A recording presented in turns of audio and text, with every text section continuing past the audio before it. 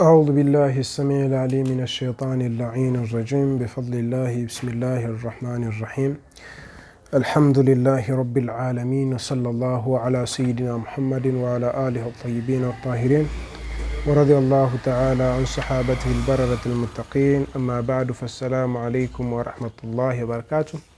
Tukiendelea na muhadharat au durusi za kitabu As-Salafiyya Al-Wahhabiyya.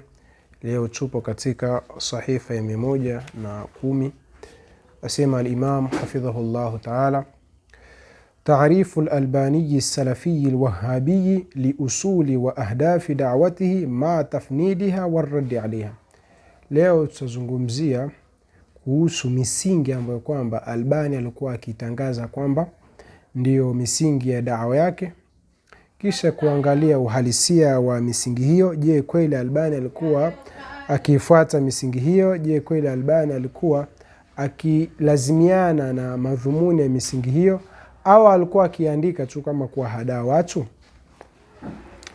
Taarifu al-Albani as-Salafi al-Wahhabi, definition ya Albani msalafi huyu wa kiwahabi, liusuli, definition ya misingi, wa ahdafi da'watihi, na malengo ya da'wa yake, ma tafnidiha warraddi alaiha, pamoja na kuibatilisha hiyo misingi yake na kuiradi.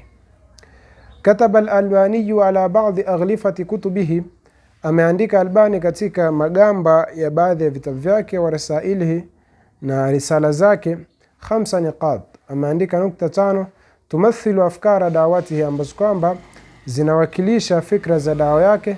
Falnadhkurha nuqtatan nukta, basi na tustaji hizo nukta zake nukta moja moja.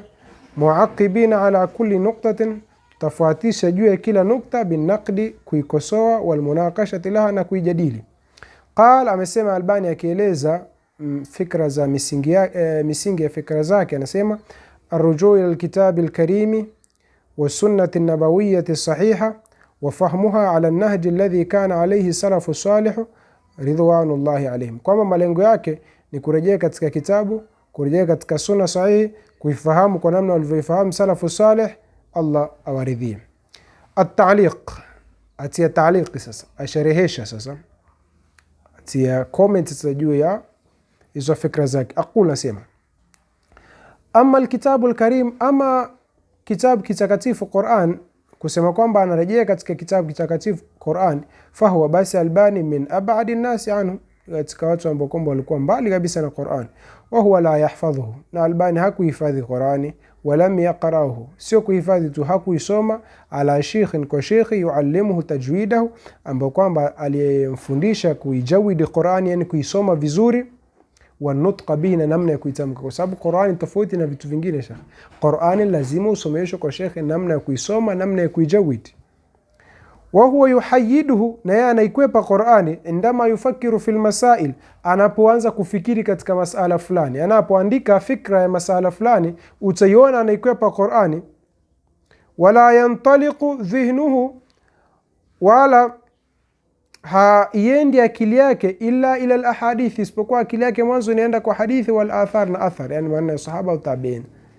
Wakati kimsingi ni kwamba unapoanza kufikiri katika masala yoyote, unapotaka kueleza masala yoyote, fikra yako kwanza inabidi isafiri kwenda katika Qur'an, baada ya Qur'an ndio uje katika hadithi na athar. Lakini Albani kwa sababu Qur'an haijui, alikuwa akienda moja kwa moja kwenye hadithi. Wa amma sunnatu sahiha, ama sunna sahihi, famuraduhu biha, maksudio yake ya sunna hiyo sahihi, as-sunnatu allati, ni sunna ambayo kwamba tanaqadha fiha, ambayo kwamba amejigonga ndani yake. Yani anapokuambia sunnatu sahiha, manake anakusudia ni kusifanyia kazi ile hadithi alizozisahihisha yeye, ambazo kwamba amejigonga kweli katika kusahihisha hizo hadithi. Walati bayyana ba'd tanaqudhi, hadithi ambazo kama tumebainisha baadhi ya kujigonga kwake, fi tashihiha wa tadhifiha, katika kuzisahihisha na kuzidhoofisha, fi ajzai kitabi tanaqudat al-Albani al-wadihat, katika juz'u za kitabu cha tanaqudat al-Albani al-wadihat cha Imam Hasan bin Asqaf, ambacho kwamba ni hiki hapa nyuma. Kitabu tanaqudat al-Albani al-wadihat ni kitabu mashuhuri sana katika vitabu vya al-Imam Hasan bin Ali Asqaf, ambavyo kwamba vilivyokuja kumfedhehesha Albani. Na bifadlillah watu wengi waliacha Wahabi na fikra za Kiwahabi baada ya kusoma kitabu hiki Tanaqudhatul Albaini Alwadhihat. Katika watu maarufu ambao kwamba walikuwa ni katika wafuasi wakubwa wa Albani waliacha ukereketo wa kumfuata Albani ni Al-Sharif Hatim Al-Auni. Nafikiri ni maarufu Al-Sheikh Al-Sharif Hatim Al-Auni. Huyu aliacha Wahabi kwa sababu ya kitabu Tanaqudhatul Albaini Alwadhihat cha Imam Hasan bin Ali As-Saqaf. وقوله na kauli yake wafahamuhuma ala nahji alladhi, na kukifahamu kitabu na sunna katika mwenendo ambao kwamba kana alayhi salafu salih, walikuwa ndani yake salaf salih, laysa sahihan albatta. Ilo neno au hiyo maneno sio sahihi kabisa. Fasiyamu yawmi sabti mathalan, mfano kufunga siku ya Jumamosi, alladhi harrama al-Albani siyama, kufunga Jumamosi ambapo kwamba Albani amekuharamisha, lam yakun ala nahji salafi salih, kuharamisha kufunga siku ya Jumamosi hakukuwa katika mwenendo wa salafu salih, wala hasaba fahmihim haraman, wala kulingana na ufahamu wao hakukuwa ni haram. Wao sema ufuata nahji na mwenendo wa salafu salih. Mara salafu salih hawakuharamisha kufunga Jumamosi au haramisha kufunga Jumamosi. Wa fahamu hadha al-Albani, na kufahamu au ufahamu huu wa Albani lahu kwa hii kufunga Jumamosi aksu fahmi salaf, ni kinyume kabisa na ufahamu wa salaf. Liannahu mukhtalafu fihi, kwa sababu salafu wamekhtalifiana katika masala ya kufunga Jumamosi. Ma baina man yaqulu bi annahu sunna, baina anayesema kwamba ni sunna, wa man yaqulu bi ibahati, wengine wasema ni mubaha yafatu, au karahati, wengine wasema ni makruh. Wa lam yaqul ahadun minhum, hakuna yote katika wanazuoni aliosema bitahrimi, aliosema kwamba ni haramu kufunga Jumamosi. Alladhi ibtada'ahu al-Albani, kuharamisha kufunga Jumamosi kwamba Albani amekuzua. Na ala fikra haya masala ukitaka kuyaelewa vizuri, masala ya kufunga Jumamosi na nini na hadithi zilizoko ndani yake na sahihi na dhaifu, maneno ya ulama ndani yake na mfano wake, rejelea kitabu hiki Sahihu Sifati Siyami Nabii sallallahu alayhi wasallam cha Imam al-Allama Sayyid Hasan bin Ali As-Saqaf. Ukirejelea kitabu hiki ndio utaelewa kuhusu masala haya kufunga Jumamosi kwa upana na urefu. Wakadha tahrimuhu dhahab almuhallaqa, vile vile kuharamisha kwake dhahabu iliyo tengenezwa katika mfumo mkufu, yani adhabu almuhallaq ni iliyo tengenezwa hivi ikaundwa hivi kama mkufu. Khilafu ijma'i fahmi salafi salih lidhalik, huku kuharamisha kwake kuvaa mwanamke mkufu wa dhahabu ni kinyume na ijma'i as-salafu salih katika masala haya. Waqad naqala Ibn Hajar fi al-Fath, al-Imam Ibn Hajar al-Asqalani katika Fath al-Bari amenukulu al-ijma', amenukulu ijma' ala jawazi tahalli an-nisaa bidhahab, amenukulu ijma', makubaliano na wanazuoni wote juu ya kufaa mwanamke kuvaa dhahabu iliyotengenezwa mkufu, ala umumihi, kiujumla, yani kwamba yafaa mwanamke kujipamba kwa dhahabu, muhallaqan wa ghaira muhallaqi, iwe imetengenezwa kama mkufu au haipo katika mfumo mkufu, ni halali mutlaqan. Albani asema la, ni haram, na asema kwamba alingania watu katika fahamu ya salafu saleh. Sasa walingania watu katika fahamu ya salafu saleh au walingania watu katika ufahamu wako ambao kwamba ulouvisha vazi la salafu saleh? Wa idha ajalna an-nadhara, pindi tuki pepesa macho yetu au tukizungusha macho yetu, fi fahmi hadha ar-rajul, katika ufahamu wa huyu mtu Albani, li sunnati sahiha, ufahamu wake wa hii sunna sahihi, binadhari, kwa mtazamo wake, nakhruj min natijatin wadhiha, tunatoka natija ile wazi kabisa, bianahu, ya kwamba yafahamu sunnata, anaifahamu sunna, fahaman muakisan, fahamu ambao kwamba iko kinyume kabisa tamaman, yani iko kinyume kabisa 100% li fahmi salaf, na ufahamu wa salaf. Wasalafu salih, na wema waliopita, fi istilahihi, katika definition yake, yani bihi nafsa, wanakusudia nafsi yake, kwa sababu umetuambia warejelea salafu salih, huko khalifu ijma ya salafu salih, manake salafu salih uliokusudia hapa ni nafsi yako mwenyewe. Walau shi'na, na lau tungelitaka, la saradna amthilatan kathira.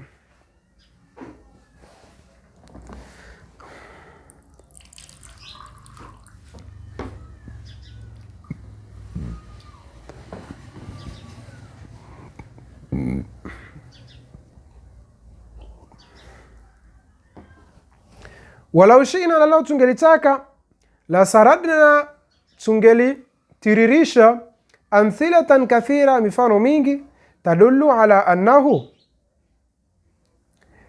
inayojulisha juu ya kwamba Albani fahima kathiran min an-nusus allati, alifahamu maandiko mingi ambayo kwamba dhannaha sahih, aliyadhania kwamba ni sahihi katika maandiko ya sunna, bifahmi al-mukhti, kwa ufahamu wake ulioko kimakosa, wa hiya inda ghairihi min fuhuli al-ulama al-huffaz dha'ifa, na hizo hadithi kwa wengine katika fuhul, katika mafahali, katika vidume wa ulama ambao kwamba ni hufadhi, ni dhaifu, ala aksi fahmi salafi salih laha, yani ufahamu wake yuko kinyume kabisa na ufahamu wa wema uliopita katika hizo hadithi. Tambihun, hii ni tambih. Yambaghi, inatakana, anunabia huna, tutanabaisha hapa, ila anna salafa salih, kwamba salafu salih lam yakun lahum ra'yun muwahhadun, hakuwa na rai moja fil masail, katika masala ya kielimu, sawa fil masail fil usul, sawa katika mambo yanayohusiana na misingi ya dini, au fil furu', katika mambo yanayohusiana na matawi ya dini, yani furu' za fiqh na mfano wake, kama bayyana dhalika, kama tulivyoainisha hilo kabla qalilin, kabla ya kurasa chache, fi safahati sabiqa, katika kurasa zilizotangulia. Fa dhikru al-Albani lisalaf, basi kutaja Albani kuwataja masalaf, wa qawluna, kusema kwake, biannahu, ya kwamba yafahamu nusus, anazifahamu maandiko za Qur'an na Sunna, bifahmi salaf, kwa ufahamu wa salaf, tamwihu, ni kuwafanyia watu talbis, wa tadlilu, na ni kuwapoteza watu. Tamwihu ni kuwahadaa watu, wa tadlilu, na kuwapoteza watu. Fadhalana an kaunihi, wachilia mbali kwa kwake Albani yukhalifu waqi'ahu alladhi huwa alayhi. Fadlan, wachilia mbali, an kaunihi, kwa kwake Albani yukhalifu waqi'ahu alladhi huwa alayhi. Tuko vizuri sana.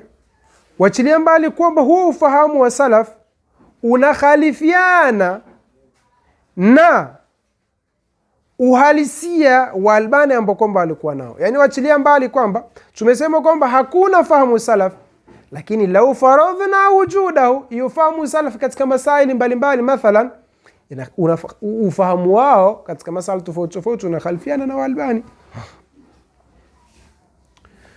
Thumma ma huwa dalilu ala annahu yajibu fahmu an-nusus bifahmi salaf, kisha iko wapi dalili ya kwamba inafaa, yani lazima tufahamu Qur'an na Sunna kwa ufahamu wa salaf? Iko wapi dalili hiyo? Walimadha ya'muru an-nasa, na kwa sababu gani anawaamrisha watu ayafahamu an-nususa, wazifahamu nafsi, bifahmihi, kwa ufahamu wake Albani, wa huwa min al-khalaf, nani katika al-khalaf, katika masaili kadha, amesema achana man ufahamu fulani, nirejelee mimi. Sasa wewe ni katika salaf, wewe ni katika al-khalaf waliokuja baada ya salaf. Wayanhahum, na wanawakataza wao, an yafahamuha, kuyafahamu hayo maandiko ya Qur'an na Sunna, bifahmi ahadin min al-a'immati al-arba, kufahamu wa mmoja katika maimamu wanne, au al-a'immati al-12, au maimamu 12 wa Jaafaria, au al-imam Zaid, au imam Zaid bin Ali wa Zaidia, au al-imam Jabir bin Zaid, au al-imam Jabir bin Zaid wa Ibadhia, au al-Rabi', au al-imam Rabi' wa al-imam Jabir bin Zaid wa Ibadhia, au al-Rabi' pia mwenye musnad ni katika ulama wa Ibadhi, au ghairihim, au wengineo min a'immati al-muslimina, katika maimamu wa Uislamu, fi uhudi katika zama wa zamani salafi, na zama za wema waliopita. Kwa nini anawakataza wasifahamu hizi nususu kwa ufahamu hao nozoni, wataka wafahamu kwa ufahamu wake? Fahuwa yaqsidu bisalaf, kwa hivyo hapa tutapata kwamba Albani anakusudia kwa neno hili salaf nafsahu, yeye nafsi yake mwenyewe, au baadhi almuhaddithin, au baadhi ya wanazuoni hadithi, aljamidina, ambao kwa walikuwa na akili mgando, min almujassima, katika mujassima, walmushabbiha, na mushabbiha, alladhina, ambao kwamba taqaddama alkalamu alayhim, ametangulia maneno juu yao. Thumma qala al-Albani, kisha akasema Albani, mu'arrifan bin niqat thumma qala al-Albani, kisha akasema Albani, mu'arrifan bin nuqtati athaniya, akiwa anaeleza nukta ya pili, min usuli da'wati, katika misingi ya dawa yake. Asema taarifu almuslimina, ni kuwafahamisha Waislamu, bidinihim, dini yao, walhaqi, ya sawa, wa da'watuhum, na kuwalingania, ila al-amal bitaalimihi, kufanya kazi mafundisho ya Uislamu, wa ahkamihi, na hukumu zake, wa tahalli, na kujipamba, bifadhailihi, na mazuri yake, wa adabihi, na adab zake, allati, ambazo kwamba takaffala lahum ridwanullahi afwan, wa adabihi, na adab zake, allati, ambazo kwamba hizo adab za Uislamu, tukaffilu lahum, zinawadhaminia wao, ridwanullahi, radhi za Allah, wa tuhaqiqu lahum saadata, na zinawahakikishia kupata ufaulu, walmajda, na utukufu mbele ya Allah subhanahu wa ta'ala. Hivi ndivyo alivyosema. Intaha. Aljawab, asema jawab Maulana, almashhur, jambo ambalo kwamba ni mashuhuri, walmushahar, na lenye kuonekana, inda nasi, kwa watu, inda nasi wa kafati nadhirin, kwa watu wote na watu wote wenye kutizama, ila ahwali salafiyin alwahabin, wanaotizama hali na uhalisia wa masalaf, fi jamii anhai alalam, katika vipembe vyote vya ulimwengu, adamu tahalli haulai alwahabin, ni kuto kujipamba hawa mawahabi, bifadhaili alakhlaqi, na tabia nzuri, wa adabi alislam, na adab za Uislamu, wa khasa, hasa man yattabi'una yuqalliduna alalbani, wafuasi wa Albani, wa yattakhidhunahu imama, na wanamfanya Albani kuwa ni imamu wa marja'an, na kuwa ni ndo marejeo yao. Hao ndo katika watu ambao wako mbali kabisa na adabu na akhlaq. Nafikiri hata hivi karibuni tu kuna mmoja katika miji wahabi mikubwa, Arif Nahdi, mmoja katika miji wahabi mikubwa, ambao kwamba alisema maneno ya kwamba kwa nini tunaona vijana wa kisalafi hawana akhlaqi, hawana adabu. Maneno kama haya ambao kwamba litembea sana katika mitandao ya kijamii. Huo ndo uhalisia. Kwa nini vijana wa salaf hawana adabu? Auliza hivyo. Watapata wapi adabu wakati mashekhe zao wenyewe walikuwa hawana adabu? Kwa hivyo haya anayosema hapa Alimamu Sagafu unaweza kuyaona kama labda ni maneno ya hasimu wao, lakini huo ndo uhalisia. Juzi alisema Arif Nahdi, wahabi mwenzao huyu. Kama Sagafu ni sufi, je, Arif Nahdi na asema waqad ra'ayna, na hakika tumeona, man sahiba al-albaniya, alosuhbiana na Albani 40 sana, miaka 40 aman, miaka 40, kashawish, mfano Zuhairi Shawish, wa 25 aman, wengine wamesuhbiana Albani miaka 25, kanasibi Rifai, kama wanafunzi wake Nasibu Rifai, wa 18 aman, wengine miaka 18, ka Ahmad Atiya, mfano Ahmad Atiya, falam ya'rifu dinahum al-haqqa, lakini kwa masikitiko hawakujua dini yao ya sawa sawa, binadhari ustadhihim, kwa mtizamo wa ustadhi wao Albani, wa murabbihim, na mlezi wao. Faha huwa yasifu sahib almaktab alislami, basi huyu ni Albani akimsifu mwenye almaktab alislami, kampuni ya uchapishaji wa vitabu hii, muridahu alqadim, ambao kwamba alikuwa ni mfuasi wake wa kitambo, Zuhairi Shawish, waliya ni'mati, na msimamizi wa neema yake, yani mtu ambaye kwamba alimfadhili. Waliyu ni'ma ni yule mtu aliyokufadhili, mfadhili wake. Wanashira kutubihi, na alosambaza vitabu vyake. Walmurawija laha, na alivitangaza. Zuhairi Shawish alladhi sahibahu 40 yaman, Zuhairi Shawish ambaye kwamba alosubiana Albani miaka 40. Albani alikuja, alipogombana naye alimsifu vipi? Wanadima alana ala dhalika, na hivi sasa Zuhairi Shawish alijuta kwa miaka 40 aliyoipoteza na Albani.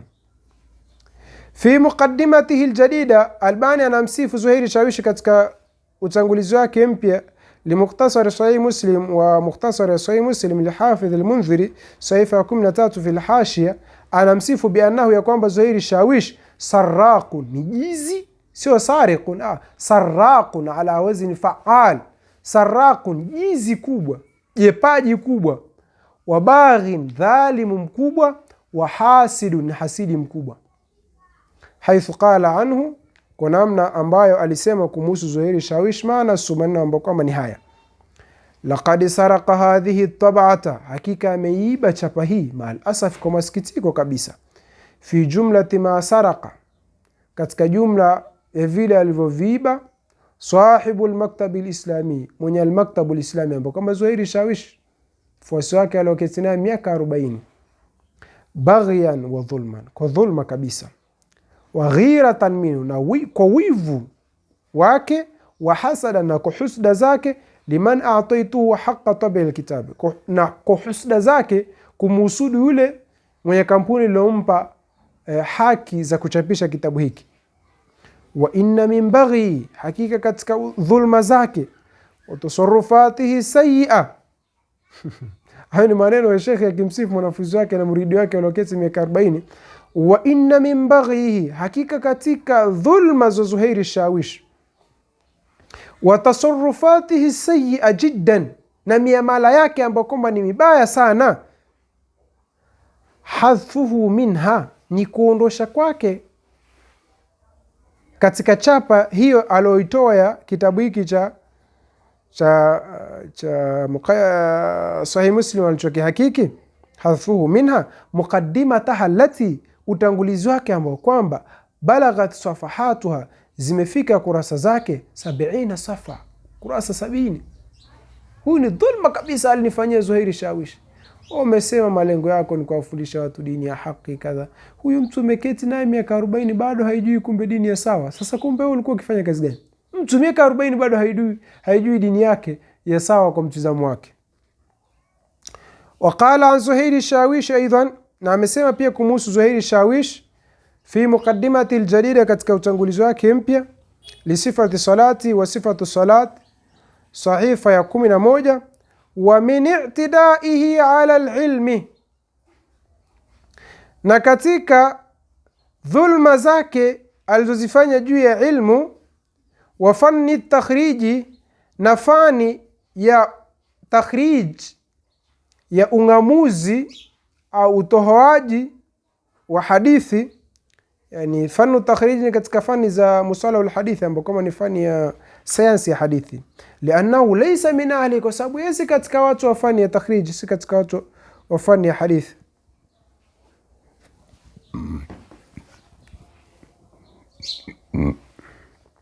Maulana asema fa aina dhahabat tarbiyatu wa ta'limu 40 aman, yameenda wapi malezi na kufundisha kwa miaka 40 kumfundisha mwanafunzi huyu? Fi da'wati alhaqi allati, katika da'wa ya haki ambayo kwamba yazumuha, anaidai, ma hadha almuridi, pamoja na mfuasi wake huu. Wa mithlu, na mfano wa Zuhair Shawish mfuasi wa Albani wa zamani, mathailu, kuna wafuasi wingi kibao. Tumekaa naye miaka 40 Sheikh bado hajui da'wa.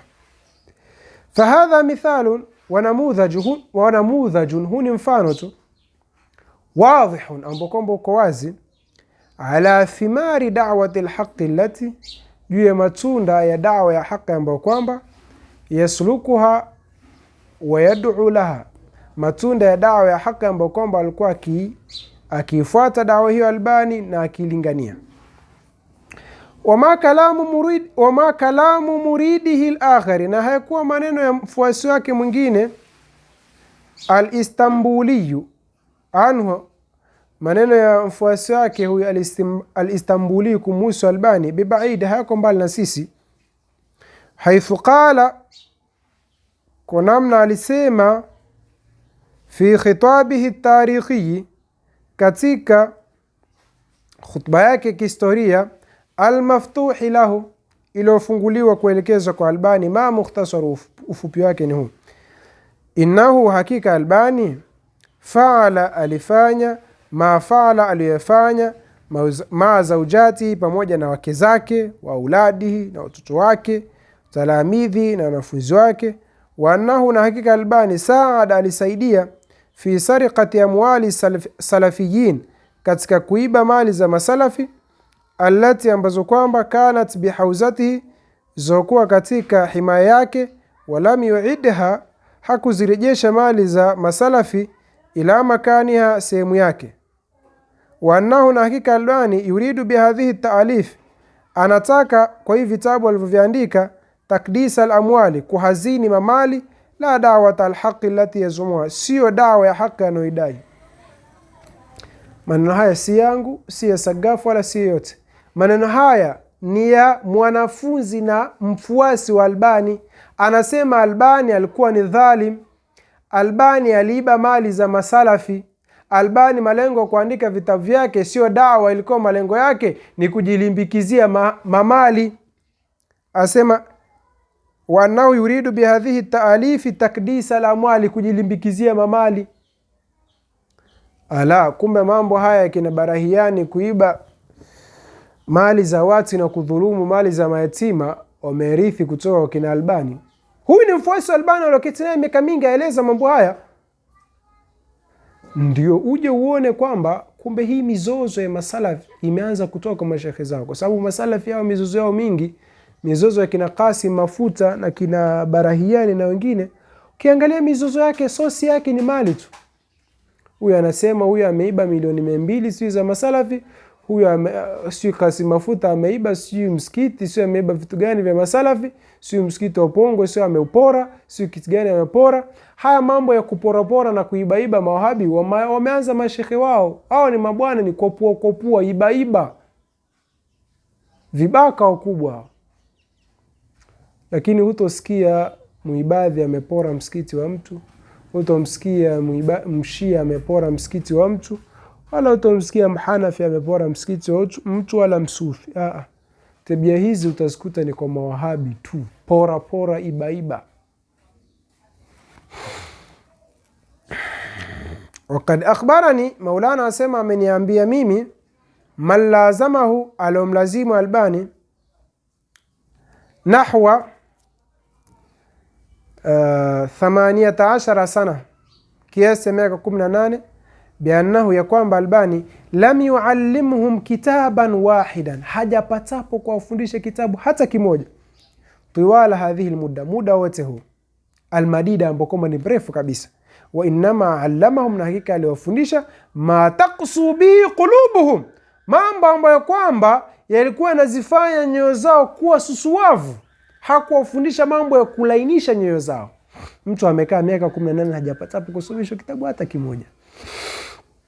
Fala yaliqu biman kanat hadhihi sifatu, hailaiqiani, haiendani kwa mtu ambaye kwamba sifa zake zilikuwa ni hizi, ayadai, adai annahu yuarifu almuslimina, ya kwamba anawajulisha waislamu bidinihim alhaq, dini yao ya sawa, wayaduuhum ila alamal, na alawalingania wao kuifanyia kazi, bitaalimi, mafundisho yake, ahkami, na hukumu zake.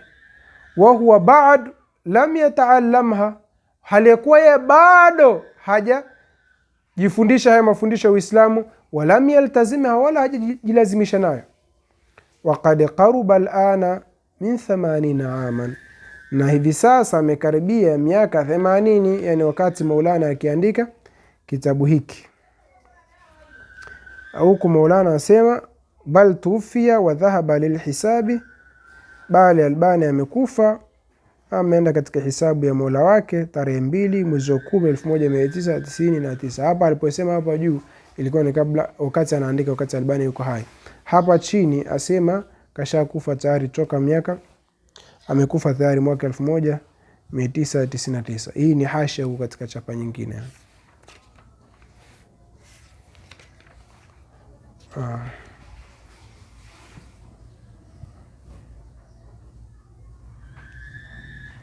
Wa amma qawluhu fi nafsi hadhihi nukta, ama kauli yake katika nukta hii, katika nukta za dawa yake, watahalli bifadailihi wa adabihi, na kujipamba na adab na mazuri ya Uislamu, yani alislam, na kusudia Uislamu, fakalamun mudhihikun jiddan, maneno ambayo kama yanachekesha sana. Wa kitabu, na kitabu chetu Qamusu Shataim al-Albani, kamusi ya matusi ya Albani, athbata, kimethibitisha, mabalagha adabihi, upeo wa adabu zake, ma annahu, pamoja na kuwa Albani yuhawilu, anajaribu, taswigha tilka alkalimat, anajaribu kuyatafutia uhalali hayo maneno aliyotumia annabi, maneno ambayo kwamba ni maovu, fi kitabi, katika kitabu chake al-Iqaf, kitabu chake kinaitwa al-Iqaf al-Mutahawi, kitabu ambacho kwamba chenye kujivunja chenyewe. kitabu kitwevu kabisa chenye kilichochakaa ambacho kwamba hakina nguvu. Yani baada ya kutumia maneno haya maovu katika vitabu vyake kuwashambulia wanazuoni, akaandika kitabu chake Al-Iqaf kwa ajili ya kuyatetea maneno haya. Yusawighu laha, atafutia usheria na uhalali. Fa aina al-adabu wal akhlaq, zikwapi adab, zikwapi akhlaq. Wa aina tarbiya, kwapi malezi. Wa qad akhfaqa, na hakika amefeli, fi tahqiqi dhalika, katika kuli hakikisha hilo au katika kulitekeleza hilo. Kama shahida nasu alayhi, kama watu walivyoshuhudia hilo juu yake, bidhalika, kwa hilo la kufeli kwake. Wa nahnu nuthbitu, na sisi tuthibitisha insha Allah taala, akipenda Allah, aidan vile vile, lilalami biajmaihi, tutothibitisha ulimwengu wote, annahu, ya kwamba Albani akhfaqa aidan, alifeli vile vile, fil ilmi alladhi, katika ilmu ambao kwamba yatabajjahu bihi, anajifakhiri kwayo, ala nasi, kwa watu, wayahtaqiruhum wayazdarihim, na anawadharau, liajli, kwa ajili ya hiyo elimu alionayo alokuwa anadai. Asema tutathibitishia kwamba pia hiyo elimu alokuwa anaidai pia amefeli. Kwa hivyo ukitaka kujua kwamba Albani alikuwa ni mshenzi, alikuwa hana akhlaqi, alikuwa ni jitu la matusi, halina adabu, rejelea kitabu hiki Qamusu Shataim al-Albani, Qamusu Shataim al-Albani wa alfadhuhu al-munkara allati yutliquha fi haqqi ulamai al-umma wa fudalaiha wa ghairihim. Hiki ni kitabu ambacho kwamba kitakubainishia au kinakubainishia kabisa uwazi wa tabia mbovu alizokuwa nazo huyu Albani, na utafahamu kwamba ilikuwa ni jitu shenzi, jitu ambalo kwamba halina adabu, halina akhlaqi. Elimu yenyewe ambayo kwamba alikuwa likijifakhiri nayo, elimu ya hadithi, lifeli, kama Maulana alivyothibitisha katika kitabu chake Tanaqudatul Albani alwadhihat. Kwa hivyo ni jitu ambalo kwamba alikuwa lipolipo tu, kazi yake ni kupotosha. Qamusu Shataim al-Albani, kamusi ya matusi ya Albani, rejelea kitabu hiki, utajua kwamba ilikuwa ni jitu halina adabu, halina akhlaq. Lakini pia ukishasoma kamusi ya matusi ya Albani, ndipo utakapojua asili ya tabia hii ya matusi walizokuwa nazo mawahabi. Kwa sababu ukitaka kujua tabia ya mawahabi, hata katika comment, mathalan umekuta darasa fulani comment, ukitaka kujua comment hii ni ya mawahabi, hii si ya mawahabi, angalia matusi tu. Ukiona comment yenye matusi, ujue hiyo ndio nembo ya mawahabi. Ukiona comment inasema angalia jitu la bid'a, angalia hili, angalia kadha, ujue comment hiyo ni ya mawahabi, na ujue hiyo ndio nembo yao. Wameipata wapi? Rejelea katika Qamusu Shataim al-Albani, kamusi ya matusi ya Albani. Angalia masalafi wanaporadiana wao kwa wao, wanapotukanana matusi ya nguoni. Angalia masalafi wanaporadi mashekhe wengine wasiokuwa wao, wanapotukana matusi ya nguoni. Angalia komenti za masalafi zilivyokuwa hazina adabu, hazina akhlaq. Ukiona tu komenti haina adabu, ujue ni ya msalafi. Hiyo ndio nembo ya masalafi. Ni watu wa matusi, ni watu hawana adabu, kama walivyokuwa mashekhe wao kina Albani, hawana adabu na hawana akhlaqi, mpaka wanaochuoni wakafikia kuandika kamusi ya matusi ya Albani. Sio mchezo shekhe, sio mchezo kabisa. Rejelea kitabu hiki, hatumzuli mtu sisi. Alhamdulillah, alhamdulillah. Wa amma nuqtatu thalitha, ama nukta ya tatu, fi usuli da'watihi, katika misingi ya dawa yake, fahiya qawluhu, ni kauli yake, ala dhahari ghilafi baadhi rasailihi, katika mgongo wa makava ya baadhi ya vitabu vyake, asema tahdhiru muslimina, ni kuwatahadharisha Waislamu, minashirki, kutokamana shirki, ala ikhtilafi madhahiri, katika kutofautiana kwa sura zake. Yani sisi kazi yetu ni kuwatahadharisha watu kutokamana na shirki kwa sura zake zote. Wa min albid'a, na kuwatahadharisha watu na bid'a, wal afkari dakhila, na fikra mbovu zilizojipenyeza katika Uislamu, wala hadithi munkara, na hadithi munkar, wal mawdhu'a, na mawdhu'. Fajawabu, jawabu la hii nukta, alaysa ithbatukum Fajawabuhu, jawabu la hii nukta ya Albani ni haya maneno yafuatayo: alaysa ithbatukum lilhaddi, kwani hakukuwa kuthibitisha kwenu mpaka kwa Mwenyezi Mungu, waljiha, na kumthibitishia upande, walmakani aladami, na sehemu inaitwa almakanu aladami, walistiqrari ala dhahri albaudha, na kumthibitishia kwenu Mwenyezi Mungu kwamba aweza kuketi katika ubao wa mbu, walharaka, na kwa Mwenyezi Mungu atikisika yuenda na kurudi, wa hawaditha la awwala laha, na vitendo ambavyo kwamba havina mwanzo, au viumbe ambavyo kwamba havina mwanzo, allati, ambavyo kwamba yadhkuruha, anavitaja jaddukum ibn Taymiyyah al-Harrani, babu yenu Ibn Taymiyyah al-Harrani, wayataqiduha, na anavitakidi, wama dhakarnahu lakum, na yale tuliwatajieni nyinyi, fi kitabina, katika kitabu chetu, at-tanbihi warraddi ala mu'taqidi qidami al-alami walhaddi min usuli shirki. Haya sio katika misingi ya shirki. Watashbihi watajsim, sio katika misingi ya tashbihi na tajsim. Alaysa ithbatu hadhihi al-umur, kwani hakukuwa kuthibitisha haya mambo, min al-bid'i, ni katika bid'a, likauniha, kukua kwake, lam tarid fi al-kitabi wa sunna, haijakuja katika kitabu wala haijatajwa katika Qur'an na sunna. Wa in ankara dhalika al-Albani, hata kama akilipinga hilo Albani, ma israrihi, pamoja na kuendelea kwake, ala imamati Ibn Taymiyyah, katika kuthibitisha uimamu wa Ibn Taymiyyah, fanahnu nutalibuhu, sisi tunamtaka Albani. Yani akilipinga hilo sisi tunamtaka, yani akilipinga hili tulolisema na akaendelea kusema kwamba Ibn Taymiyyah ni imamu, fanahnu nutalibuhu, sisi tunamtaka bi an yukhrija lana, atutolee sisi lafdhata hadd, atutolee tamko la haddi mpaka, wajiha, na jiha, wa makana adami, na sehemu inaitwa makana adami, min kitabi llahi wa sunnati rasulihi, kutoka katika kitabu cha Allah na sunna ya mtume wake, wadunahu, na katika kulithibitisha hilo, khartul qatad, ni khartul qatad. Khartu ni kuunganisha, kama unavyoona tasbihi zile zinavyounganishwa, ndio khart, kutunga. Khartul qatad, kutunga mti wa qatad. Qatad ni mti ambao kwamba, mti mgumu sana katika miti ya porini, ambao kwamba una miba kama sindano za kushonea. Nafikiri mti huo wafahamika, una miba mirefu hivi meupe, unaitwa qatad kwa Kiarabu.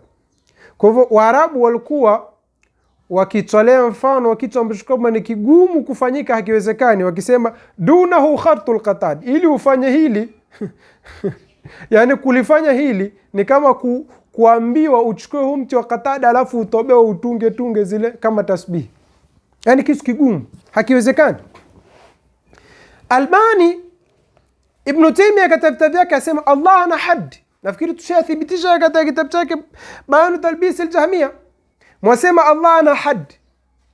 Albani katika kitabu chake Mukhtasar wa Kitabu al-Ulu anasema Mwenyezi Mungu yuko juu katika sehemu inaitwa al-makanu al-adami, yani sehemu, makani sehemu, al-adami ambayo kwamba haipo, yani sehemu haipo. Angalia maneno yenyewe, jumla yenyewe inavyojigonga, al-makanu al-adami. Albani katika Mukhtasar wa al-Ulu tushai kueleza katika durusi zetu amesema hivyo. Sasa wewe mnasema Mwenyezi Mungu ana haddi, mnasema Mwenyezi Mungu yupo katika al-makanu al-adami, mwasema Mwenyezi Mungu aweza kuketi katika ubao wa mbu. Tuko vizuri sana. Inachotakiwa wewe ni kuja na namba yako ya NIDA au kitambulisho chako cha NIDA tukuhudumie. Laini zinapita huko nje. Tunarudi. Nyinyi mnasema Allah ana haddi, mnasema Allah aweza kuketi katika ubao wa mbu, mnasema kadha kadha, kama tulivyothibitisha katika durusi zetu. Haya mmeyapata wapi? Kama mnasema nyinyi ni wafuasi wa kitabu na sunna, mbona haya hayapo katika kitabu na sunna? Tutoleeni lafdhi la hadd, tutoleeni lafdhi al-makanu al-adami kutoka katika al-Qur'ani au sunna kama mnaweza biri.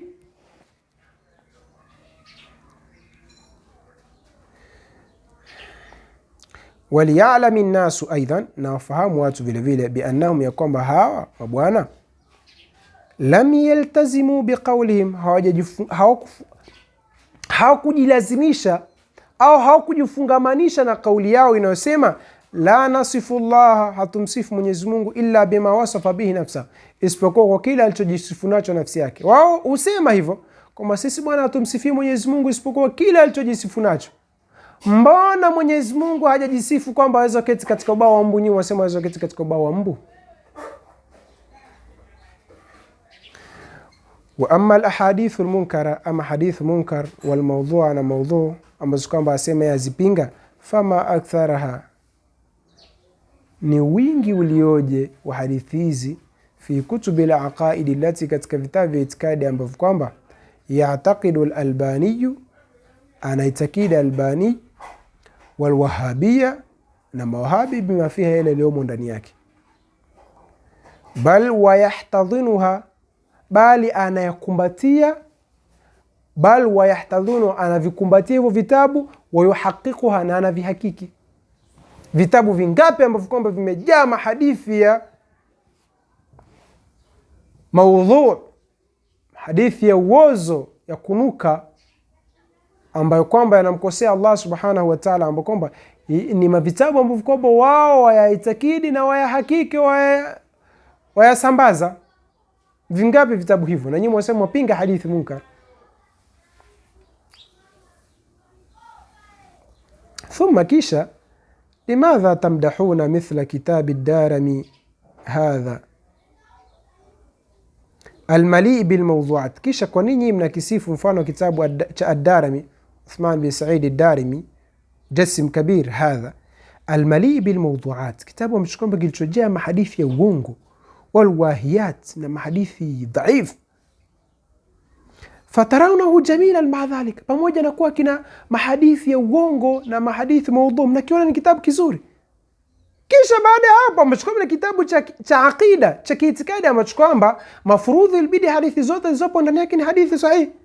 Wataibuna mithla kitabi Ihya Ulumuddin, kisha mnakuja kukitia kasoro kitabu cha Ihya Ulumuddin, biwujudi la hadithi dhaifati wal mawdhu'ati fi, kwa kuwako hadithi ambazo kwamba ni dhaifu na maudhui ndani yake. Angalia hawa jamaa walivyokuwa hawana uadilifu katika kuhukumu. Utasikia kitaja kitabu cha Ihya Ulumuddin cha Imam al-Ghazali, utasikia kitabu kina hadithi dhaif, maudhu' kadha, tupa kwa debele taka kadha, ambacho kama ni kitabu cha akhlaqi, ni kitabu cha tasawuf, kitabu cha tazkiya, si kitabu cha aqida. Lakini kitabu cha Uthman bin Said ad-Darimi hiki na vitabu vingine vya mawahabi ni vitabu vya aqida. Kitabu al-Ulu cha Dhahabi ni kitabu cha aqida, kimejaa mahadithi ya maudhui na maurongo ya kuoza na kunuka hivi. Mafurudhi vitabu hivi vya aqida vilikuwa hadithi zake zio ni mutawatir. Mbona mwatolea ushahidi vya hadithi ambazo kwamba ni maudhu, lakini bwana mwavikumbatia vitabu na mwavisifu na mwavihakiki na mwavisambaza, lakini kitabu cha Ihya Ulumuddin kwa sababu kina hadithi dhaifu 2-3, maudhui 3-4-7-8, hata ziwe 100 au ziwe ngapi, kwa nini hiki mwakishambulia hivi vingine hamuvishambulii? Kwani kuna tofauti gani wa hadithi maudhui leo katika kitabu chenu cha Munuzuni na kitabu cha Ghazali? Au kwenu nyinyi ni halali, kwetu sisi ni haramu? Au mwenendo ni ule ule wa Mayahudi, akifanya kosa mtu katika wao si kosa, lakini akilifanya mtu mwingine ni kosa, si ndio? Shabab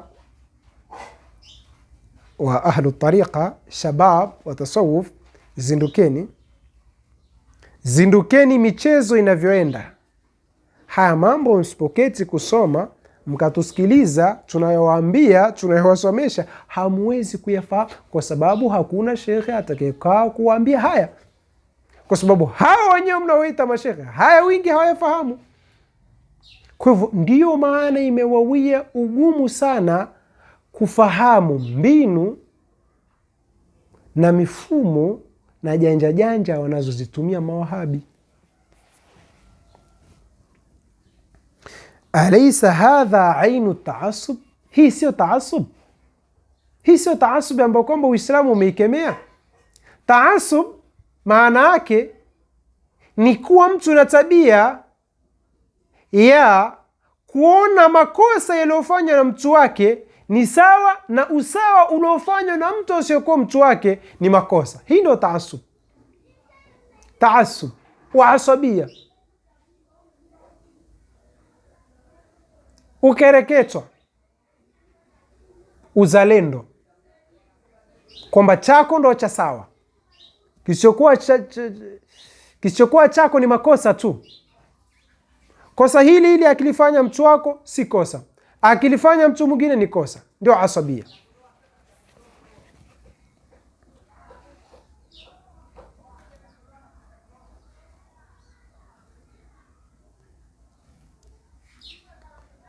Ikhwani, nafikiri itapendeza tukisimamia katika nukta hii, kisha tuje tuanze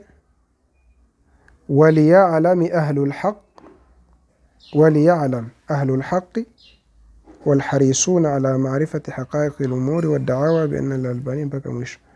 Nafikiri tuishie hapa, tuje tuanzie hapa.